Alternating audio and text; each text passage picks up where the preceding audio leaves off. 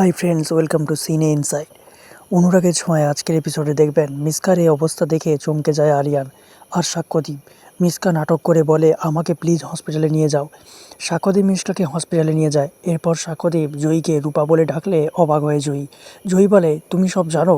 সাক্ষ্যদীপ বলে, হ্যাঁ, তুই যখন তোর সইকে সব বলছিলি আমি সবটা শুনে নিয়েছি। আসলে তোর মতো কষ্ট কিন্তু কেউ পায়নি। তুই এখনই আমার সাথে চল, আমি সবটা সবাইকে বলে দেব আর তোকে তোর আসল বাবা মায়ের কাছে পৌঁছে দেব। জয়ী বলে, এখন না, এখন এর সময় নয়, আগে মা সুস্থ হোক তারপর। কথা বলতে বলতে হঠাৎ কারেন্ট চলে যায়। অন্ধকারের মধ্যে জয়ী দেখতে পায় মিশকাকে। জয়ী কে কে বলতেই মিশকা জয়ীকে ঠেলে পালিয়ে যায়। তারপর কারেন্ট এলে দীপা বিপদ বিপদ বলে চিৎকার করতে থাকে আর আয়নার দিকে হাত বাড়ায়। এরপর সবাই দেখে আয়নায় লেখা মিশকা ইজ ব্যাক।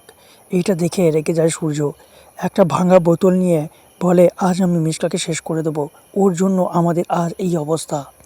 তাহলে কী হতে চলেছে বন্ধুরা, জানতে দেখুন অনুরাগের ছোঁয়া। ভালো লাগলে আমাদের চ্যানেলটিকে সাবস্ক্রাইব করে পাশে থাকবেন। ধন্যবাদ।